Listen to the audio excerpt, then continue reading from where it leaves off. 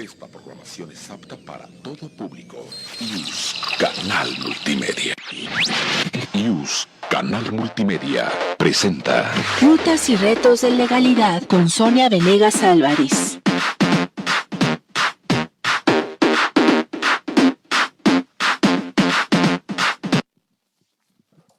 Muy buenas tardes a todos, bienvenidos a su programa Rutas y Retos de Legalidad en esta su séptima temporada, en donde tenemos para ustedes programas relacionados con el derecho administrativo, derechos de los ciudadanos, materias afines al derecho administrativo. Antes de iniciar, pues quisiéramos dar las gracias a las autoridades de nuestra facultad, a nuestro director, al doctor Raúl Contreras Bustamante, al doctor Víctor Manuel Garay Garzón, al maestro Ricardo Rojas, por permitirnos estos espacios de divulgación de la cultura jurídica en este nuevo semestre, también deseándoles a nuestros académicos, tanto docentes como a nuestros alumnos, que tengan un excelente semestre.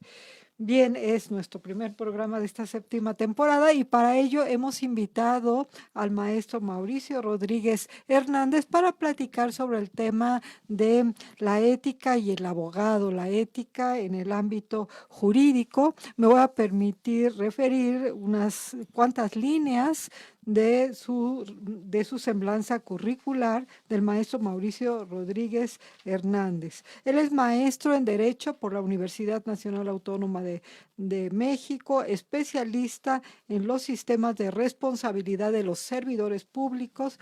Cuenta en sus 2 títulos con la mención honorífica. Como experiencia profesional, pues se ha desempeñado como abogado postulante por ya varios años, lo mismo que ha realizado investigaciones tanto en el Instituto de Investigaciones Jurídicas como el Instituto Nacional de Administración Pública. Ha sido servidor público para el Estado mexicano en el ámbito político electoral. En ese orden ha fungido como asesor de magistrado en el Tribunal Electoral del Poder Judicial de la Federación, así como ha sido secretario general en el Instituto Electoral de la Ciudad de México y abogado proyectista en materia de fiscalización de recursos de los partidos políticos en el otrora Instituto Federal Electoral.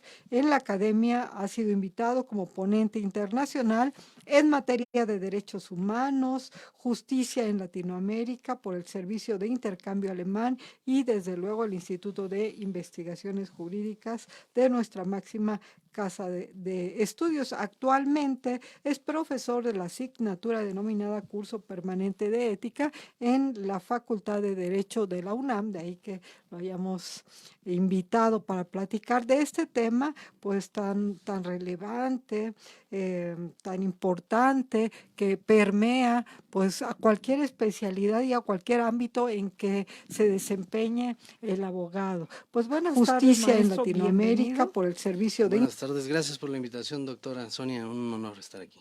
Un gusto. Pues bueno, me gusta iniciar siempre nuestros programas dando una breve introducción a nuestra querida audiencia sobre el tema central. Así es que me gustaría preguntarle qué es la ética y por qué es importante la ética para que después pues ya lo podamos desplazar a nuestro ámbito.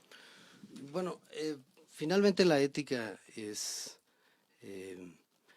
una disciplina filosófica que es realmente una herramienta muy importante para el abogado en el ejercicio de su profesión y vamos a ampliarlo no solo a los abogados, al ser humano y aterrizándolo a algo más fáctico, pues al ciudadano en sí, ¿no? Entre más éticos seamos, ojo, todavía no estoy diciendo que es la ética, ¿verdad? Pero, sí, no. pero bueno, es esa disciplina que va a ir desentrañando lo bueno y lo malo. Es O sea que tiene que ver con los valores, tiene que ver con la honestidad, la transparencia, el compromiso que se tenga, ¿no? Así es, tiene que ver con distintas disciplinas, distintas ciencias. Finalmente, lo distintivo de la ética es que es una experiencia que lleva implícito ese saber que nos ayuda a valorar sobre las mejores maneras de vivir. De ahí que, bueno, si entendemos cómo vivir de manera mejor, pues vamos a vivir más ordenadamente, ¿no? Claro. En México pues tenemos problemas complejos, entonces esto de la ética finalmente está de moda, ¿no? Debería de estar más de moda. Uno lee a los pensadores griegos. Debería de ser como una constante, como una forma de ser de vida, ¿no? Pues sí, teniendo en cuenta estas frases coloquiales que se dicen que el que no tranza no avanza, etcétera, ¿no? Finalmente, por otro lado, lo que la ética va a ir en una cuerda es para hablar de la virtud, ¿no? Eso es muy importante. Pero bueno, en sí, la ética son ese conjunto de actitudes y hábitos que van a ayudar al ser humano, a la persona, a desempeñarse de una manera mejor en la vida misma, ¿no? ¿Y cuántas veces no nos han preguntado algo que no estamos de acuerdo y decimos, bueno, es que mi ética no me lo permite, ¿no? Sí, claro. Entonces, pues sí lleva implícito un conjunto de comportamientos y finalmente el derecho, pues es lo que regula, un conjunto de actos humanos y bueno, pues la complejidad respecto a todos los actos humanos, ¿no? Entonces, Ahora, los abogados nos volvemos en aplicadores del derecho, agentes del derecho, ¿no? Entonces, si bien es cierto, el derecho pues es este conjunto de normas, pero por otro lado pues tenemos a los aplicadores, a los abogados, que a su vez tendrán o tendremos que tener un conjunto de reglas que rijan precisamente nuestra conducta, ¿no? De una forma virtuosa. ¿Sería de este modo? finalmente habrá códigos deontológicos que me gustaría, para entrar un poco en el tema de la ética, hablar sobre la parte teórica, sí, de lo que hay que tener presente.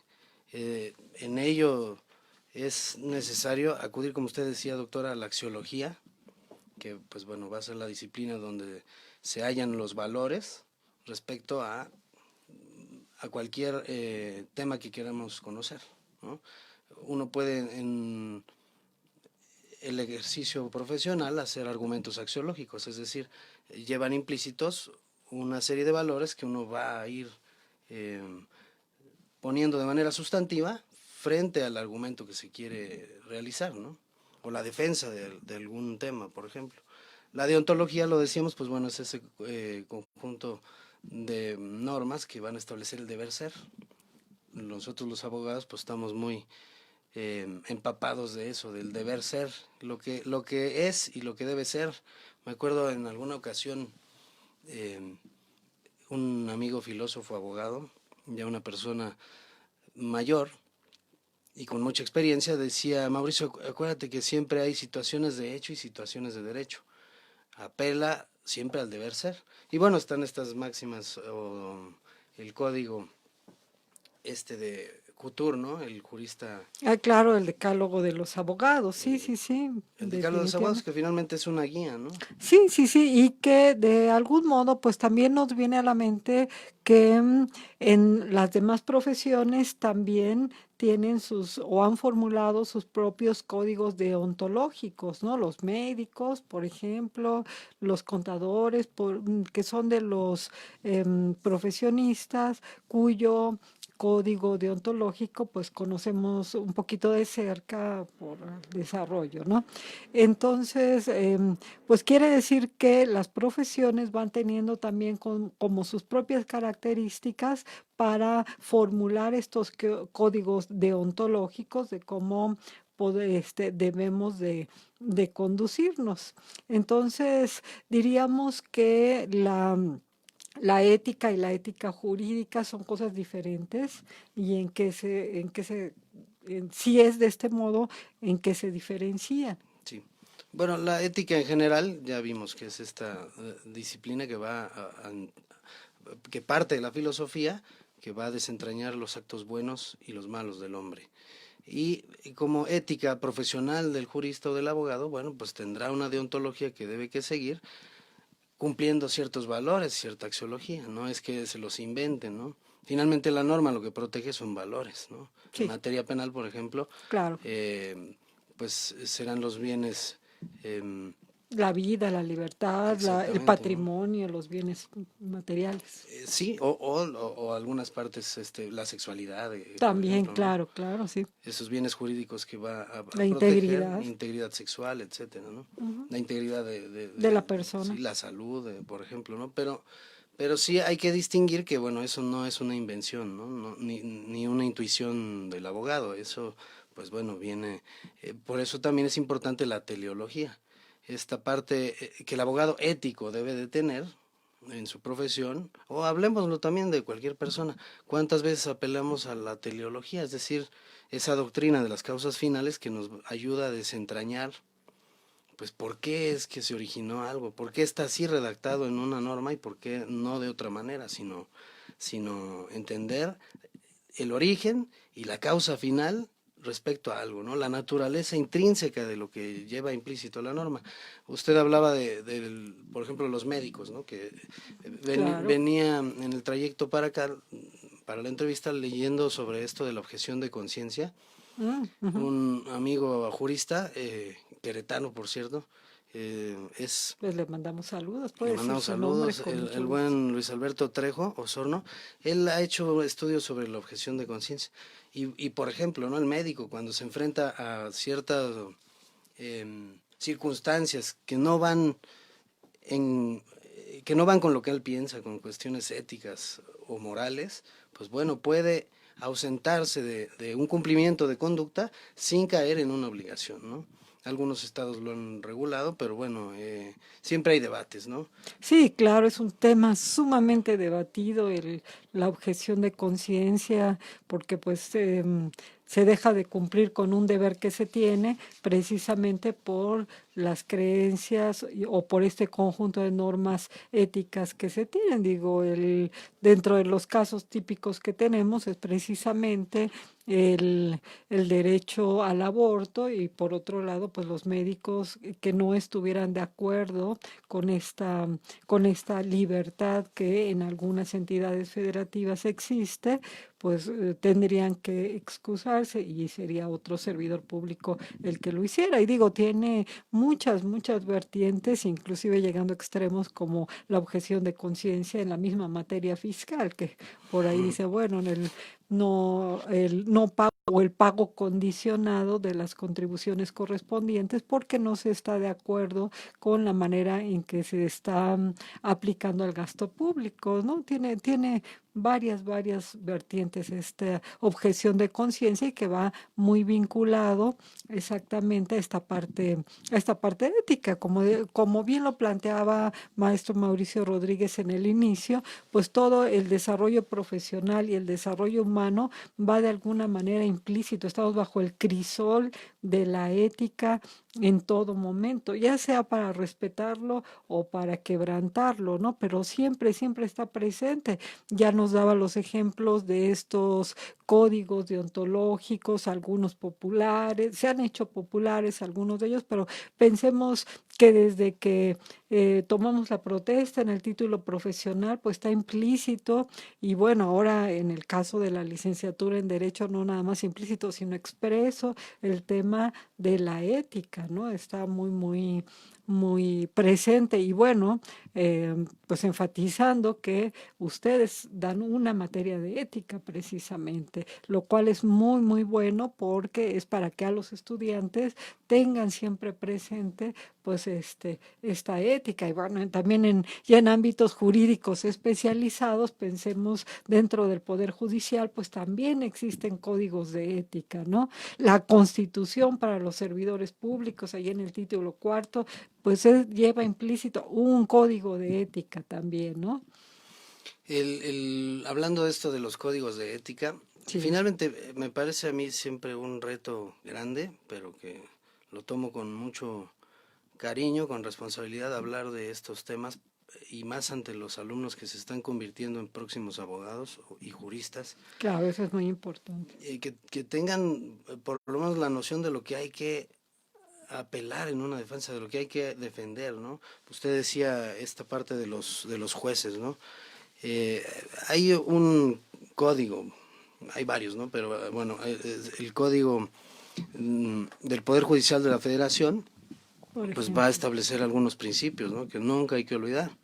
Esto de la independencia que un juez debe de tener, la imparcialidad, Claro. y, bueno, la objetividad, ¿no? Imaginemos un juez que no sea objetivo. Claro, habrá autores que digan que el juez nunca desprende sus creencias respecto a lo que está juzgando, siempre va a haber un dejo de subjetividad, pero Sí, claro, siempre, siempre, siempre. bueno, antes cuando empecé yo a litigar, me acuerdo que se usaba, te preguntaban, ¿es jueza o juez, no?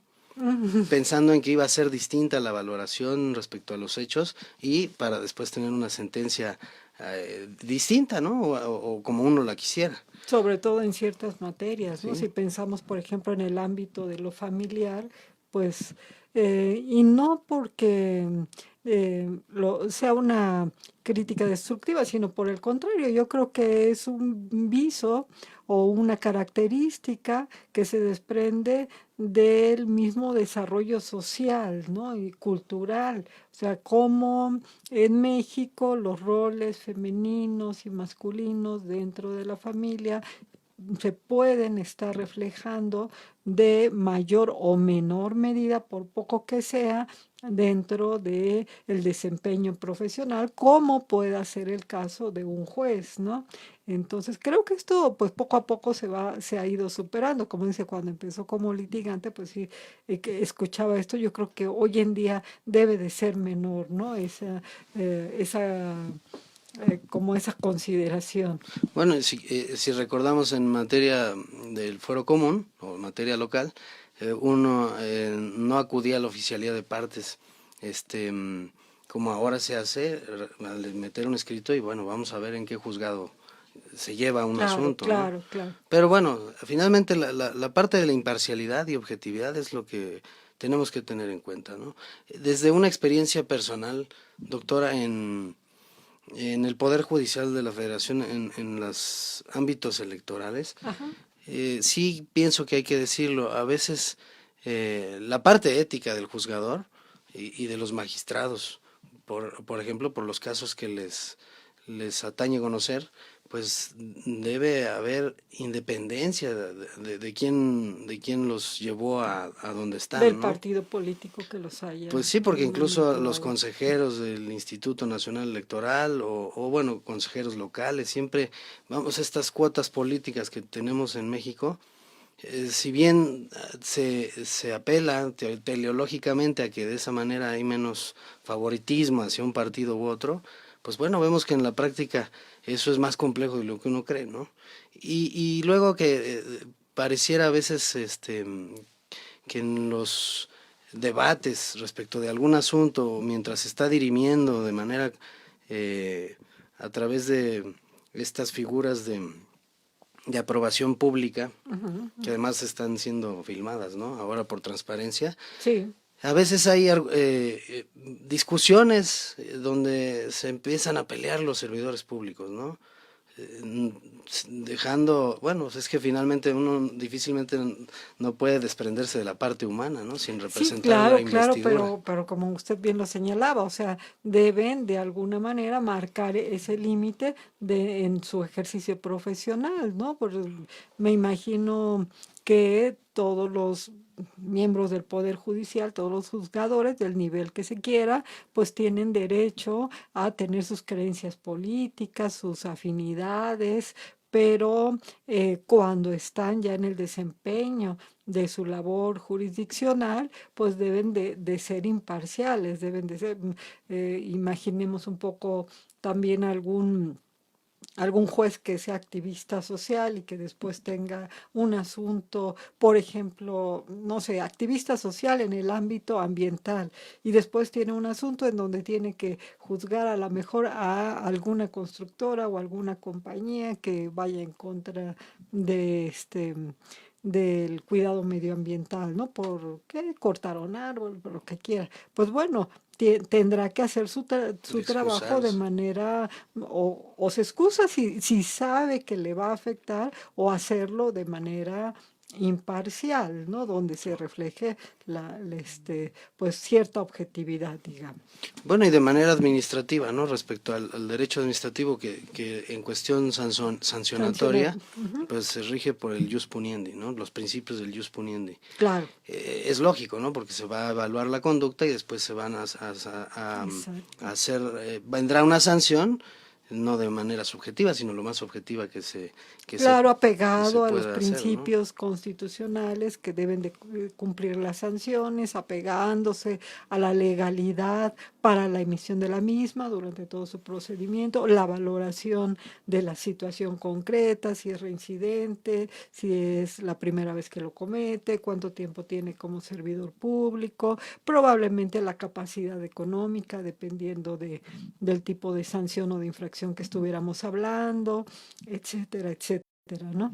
Sí, pero y hablando también de responsabilidades administrativas, por ejemplo, doctora, estos conflictos de intereses, a veces vemos Sí.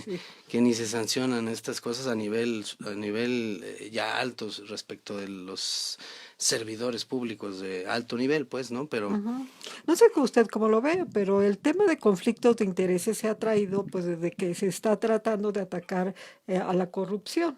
Es, sin embargo, creo que coincido con usted que verdaderamente ha sido un concepto un tanto olvidado, ¿no? Que se cumple ahí muy formalmente y muy de vez en cuando, porque países que están libres de corrupción o casi libres de corrupción, pensemos países nórdicos, ujú. uno ve que hay muchos casos de conflicto de interés y aquí que es un país señalado por porque pues estamos prácticamente infestados de este fenómeno, no hay conflicto de intereses casi nunca, ¿no? Tenemos otros conflictos más, no de intereses, ¿verdad? Sí, sí, sí. No, claro Y que bueno, el conflicto de interés, desde luego, pues va muy hermanado de la actuación ética o falta de ética en su caso, ¿no? Si está presente el conflicto y hacemos como que no existe. sí, finalmente es donde vemos que sí existe la ética jurídica, que en nuestro desempeño como abogados siempre va a estar el dilema respecto, además de manera donde parte la libertad, ¿no? Hay que tener en cuenta que el hombre desde la libertad siempre va a ejercer, pues decir sí o no. Octavio Paz por ahí decía, ¿no? La libertad es solo un ejercicio de conciencia, un movimiento de la conciencia donde se define en dos sílabas, o se decanta el hombre en dos sílabas, es decir, sí o no. Si hago algo, si no lo hago, ¿no? Máxime que, pues bueno, tenemos conciencia, somos seres eh, que se supone pensamos porque tenemos una conciencia, ¿no? Que eso y además es de los aspectos que nos distinguen de, de los Claro, de demás, otras especies, ¿no? claro, miembros del reino animal, ¿no? O sea, pertenecemos al reino animal, pero pues nos distingue esta conciencia, exactamente, esta capacidad, este intelecto para distinguir entre lo bueno y lo malo, ¿no? Así es, doctora. Ahora, la parte de la virtud que usted mencionaba, las virtudes, eh, finalmente, si hablamos de conciencia, a veces hago esta pregunta a algunos alumnos, si en el momento en que uno tiene algún problema, por ejemplo, Ujú. piensa de manera virtuosa cómo resolverlo. Y luego les hago otras, si conocen a alguien virtuoso en sus vidas. Y dejo una pausa porque hay algunos que dicen que no, muy curioso. Ujú. Pero es que asociamos la virtud como si fuera la perfección, ¿no? No, claro que no. Ujú. Y bueno, por eso nos ayuda la filosofía a robustecer, a tener herramientas de discernimiento para apelar a la acción virtuosa. Hay por ahí una frase de Séneca que me gusta mucho, palabras más, palabras menos, perdón que no se la No, está diga bien, literal, maestro Mauricio Rodríguez, pero adelante. es que la recompensa de la acción virtuosa está en haberla realizado. Así, así de sencilla y de elegante, ¿no? Claro, y bueno, cuando la realizamos, hay también además como una satisfacción de haber hecho lo correcto, ¿no? Sí, finalmente Además. esa parte, ¿no? De la satisfacción, me gusta por ahí Epicuro, ¿no? El más grande fruto de la justicia es la serenidad del alma. Finalmente, cuando uno Exacto. está sereno, que está tranquilo, pues bueno, puede tener un desarrollo mejor para lo que viene, ¿no? Claro. Y bueno, ahorita me quedé reflexionando un poquito pensando en esto que nos comenta de que en el aula los alumnos de pronto pues no saben a quién considerar una persona virtuosa, ¿no? Entonces, de ahí que qué bueno que tengan esta materia, qué bueno que tengan esta materia o que asistan a sus clases, que lean su bibliografía. Posteriormente ahí le pediremos algunas recomendaciones para Gracias. aquellos que pues no tuvimos esa clase en la licenciatura, ¿no? Yo recuerdo que tuve ética en preparatoria, pero en mi formación de licenciatura no había esa materia, estaba filosofía del derecho y se veía alguna unidad nada más relativa a la ética. Sí, no, finalmente es muy importante esa materia, ¿no? Porque además nos va a ayudar a que apelemos al ser ciudadanos éticos. ¿Qué Ujú. implicará ser ciudadano ético? También esa es una gran pregunta en el mundo actual, en el México actual, Sí, claro. ¿no? ¿Actúo o no actúo? Sí, ¿Soy espectador o me involucro? o me involucro esa parte, ¿no? Cuánta apatía hay. Ese es un lastre que tenemos en algunos sectores de la sociedad. Pero bueno, vamos a ver, ahora con este nuevo gobierno, parte de lo que tenemos que abrir los ojos es eso, que debe haber una exigencia pública, que no por el hecho de que se voten las elecciones se quiera o se lea como que se aprueba cualquier cantidad de intenciones, aun cuando sean buenas, Sí, o claro, políticas públicas que realmente no apelan a lo que la norma establece y por lo que debe de estar privilegiando un valor u otro, ¿no? claro. No perdernos en discursos nada más, ¿no? O algunas distracciones. Claro, tendríamos, maestro Mauricio, tendríamos como valores propios para nuestra profesión.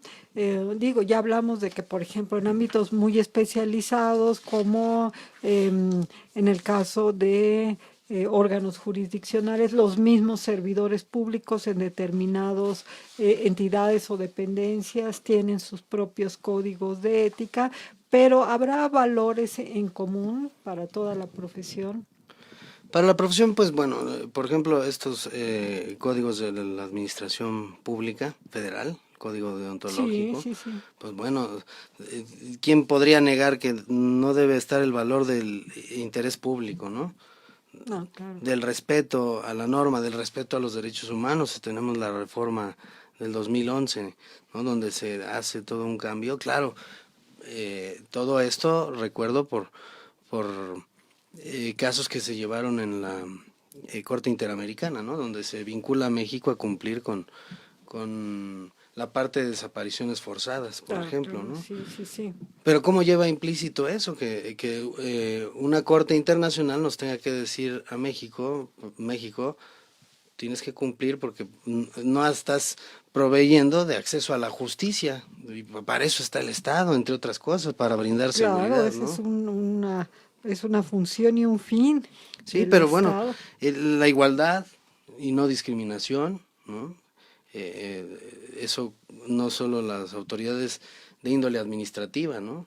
Pues, bueno, las autoridades son de naturaleza administrativa, pero en sus actuares, pues bueno, van a poder hacer distintos tipos de actos Claro, jurídicos. claro, Equidad de actividades, sí. género, por ejemplo, el entorno cultural, que haya una defensa al entorno cultural y a la ecología, por ejemplo, la cooperación, que haya liderazgo.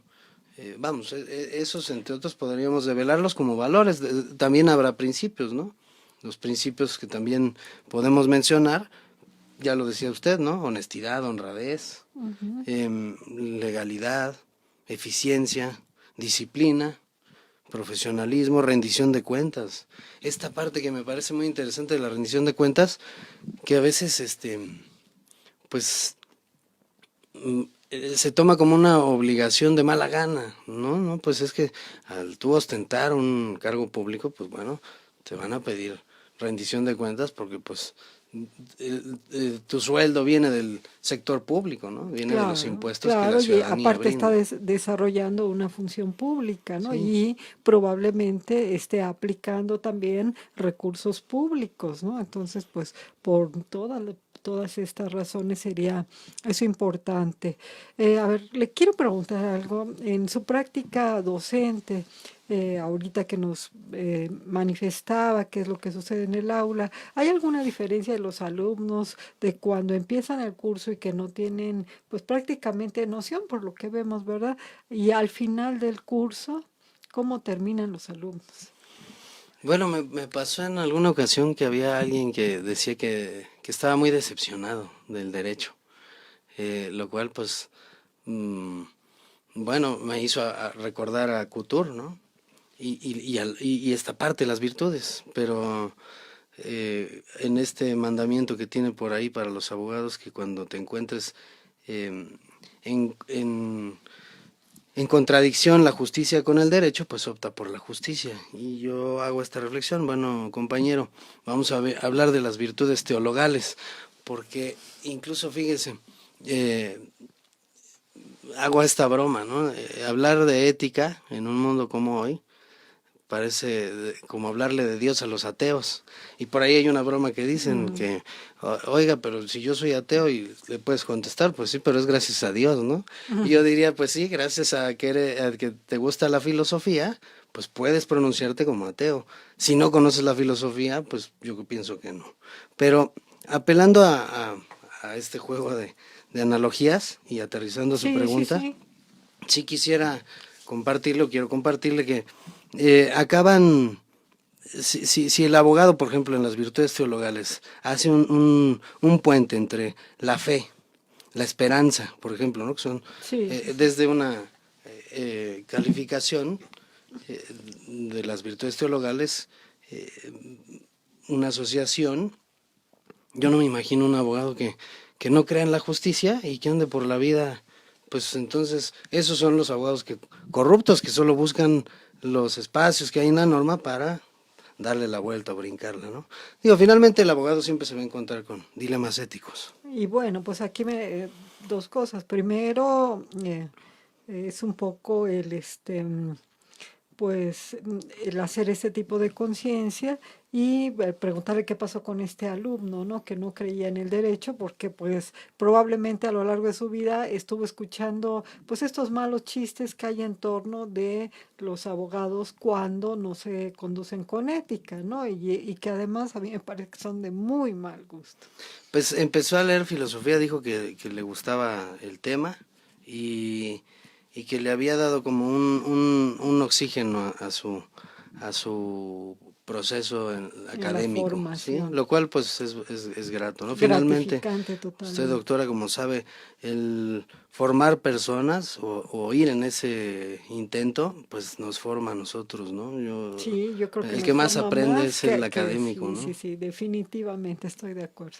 Ujú. Y bueno, y apelando a esta parte, regresando a esa pregunta de que aquellos que no conocen a alguien virtuoso, pues bueno, Norberto Bobbio por ahí tiene un libro respecto a los intelectuales y el poder, y habla sobre muchas cosas, pero entre lo que quiero comentar es esta parte de los intelectuales que son faros de pensamiento, donde Sí. pues es gente que pues es virtuosa, ¿no? Hablar Ujú. de prudencia, templanza, fortaleza, pues necesariamente, como decían algunos griegos, pues nos va a llevar a la justicia, ¿no? No puede haber justicia sin estar revestida de estas otras virtudes. Así que bueno, pensar, estudiar el fenómeno de la virtud humana y cómo en la historia ha existido la virtud a través de pues actos de, de gran generosidad humana, el humanismo, por ejemplo, esta Claro, corriente claro, que claro. tenemos que tener presente, pues bueno, es que finalmente el abogado debe ser un intelectual, yo le llamo, ¿no? Ah, no, claro, debe de tener, aparte del conocimiento de los ordenamientos jurídicos, de las fuentes del derecho, pues debe de tener cultura, ¿no? Yo creo que eso es muy importante. Ya que se nos está agotando el tiempo, maestro, me gustaría que nos recomendara alguna literatura, veo que a lo largo del programa nos ha citado varios autores, entonces me atrevo a solicitarle pues algún texto o algunos textos, no sé, como usted, para nuestra audiencia. Bueno, en me este gustaría hablar brevemente Sí, de claro que Platón, sí. por ejemplo, ¿no? Sí, sí, sí. Como sabemos, pues fue el discípulo ni más ni menos que de Sócrates, Sí, sí, sí, claro. quien hace esta valoración de la humildad respecto a ese saber, de no saber, pero ya llevando implícito en ello un saber, ¿no? ¿Qué? Que no sé nada. Sí, claro. Finalmente, ¿cuántas veces nos encontramos entre colegas y hay pues dejo de arrogancia, ¿no?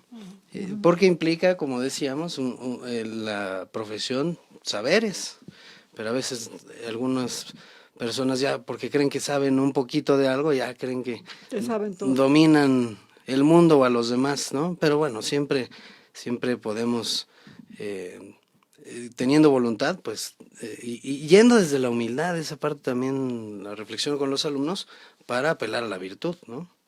Pero bueno, de los libros, La República de Platón, en la parte donde reflexiona sobre la alegoría de la caverna, ¿no?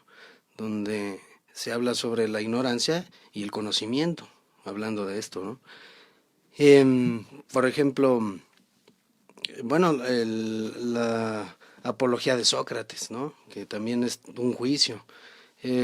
Hay algunos, pero más que mencionar libros, doctora, me gustaría mencionar autores, claro. porque bueno, siempre es interesante que el lector o el investigador vaya y se empape un poco y ya decida cuál elige, ¿no? Pero por ejemplo, quien reflexiona del juicio de Jesucristo, por ejemplo, ¿no? Claro. Que es algo hasta parecido a lo socrático, ¿no? Donde hay cuestiones éticas, de moralidad, de justicia, de aquellos tiempos, pero bueno. Sí, sí, sí. Distintas reflexiones, ¿no? Schopenhauer, me parece... También un autor adecuado. Habermas, ¿no? Ahora No, claro. Jürgen Habermas. Sí. Y bueno, Kant, ¿no? Esos son los filósofos. Ahora, un abogado que habla sobre la ética, Raúl Gutiérrez Sáenz, él hace todo un estudio detallado o específico, donde pues bueno, uno puede encontrar varios instrumentos y que le ayuden en sí al abogado a saber qué exigir y cómo exigirlo, ¿no? De manera mejor y de manera ética, que finalmente pues está obligado el servidor público a cumplir. Claro, pues excelente, excelente. Maestro, algo extra que quiera, con lo que quiera cerrar el programa, alguna recomendación para nuestros alumnos, para nuestros académicos. Bueno, nada más tener en cuenta la diferencia entre la ética y el derecho, las normas éticas y las normas de derecho, ¿no? Me gustaría solo expresar 4. Las normas éticas son autónomas, las de derecho son heterónomas, es decir, se dictaminan por un conjunto de legisladores ajenos a quien se le van a imponer. Las normas autónomas son autoimpuestas, ¿no? Unos desde la conciencia dirán que es ético o no para él. Las normas éticas rigen aspectos internos, las de derecho aspectos externos del individuo. Son unilaterales las normas éticas también, porque el cumplimiento de una norma ética no implica el surgimiento de una obligación para otra persona. No así las bilaterales, ¿no? Que son las normas de derecho que obligan o implican un derecho y viceversa, ¿no? Todo derecho pues tendrá una obligación. Y finalmente las normas éticas, atendiendo así a su naturaleza, son incoercibles, ¿no? Sí, las normas de derecho, pues no, sí serán coercibles y tendrán sus sanciones, ¿no? O sea, la sanción correspondiente. Sí. Aunque por ahí nada más reflexiono sobre una sanción administrativa, fíjese, doctora, que es la amonestación, ¿no? Sí, claro. Pero bueno, la amonestación servía en el fútbol, pero y no me gusta el fútbol, quiero decirlo, pero bueno, el mundial, el final del mundial sí, pero Pero bueno, sí habrá sanciones, ¿no?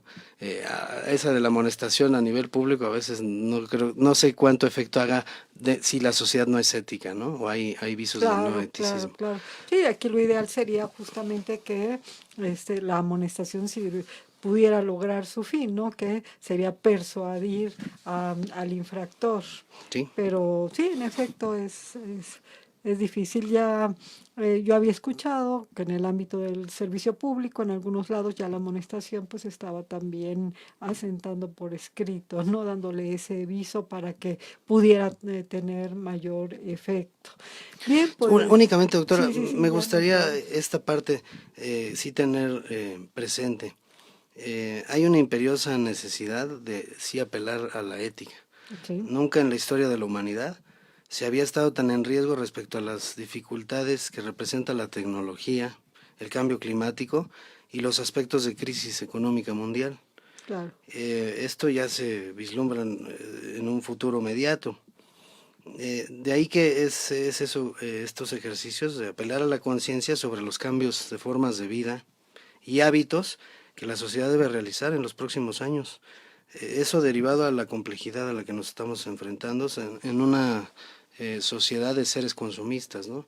Por ahí está el Pacto 2030 en la Organización de las Sí, Naciones Unidas, la Agenda 2030. Entonces, bueno, finalmente México tiene obligaciones, ¿no? Claro, se tiene compromisos. Compromisos y bueno, también hay que hablar de bioética, etcétera, ¿no? Pero muchas Sí, gracias, sería otro doctora. tema. No, al contrario, le agradecemos que pues nos haya dedicado este espacio y desde luego pues le reiteramos, este es su casa y no es, y bueno, es maestro de aquí de la facultad, o sea, bienvenido Un honor, y doctor. nuevamente esperamos tenerlo en alguna otra oportunidad. Y nos despedimos de nuestra Muchas gracias. audiencia, académicos, a los maestros, a los alumnos. En los controles estuvo Lalito Ramírez y el maestro César Alanís. Agradecemos a nuestra audiencia y nos escuchamos el próximo viernes a la 1 de la tarde. Que tengan un excelente fin de semana. Muchas gracias. Gracias, doctora. Esto fue una producción de News Canal Multimedia. Rutas y retos de legalidad con Sonia Venegas Álvarez.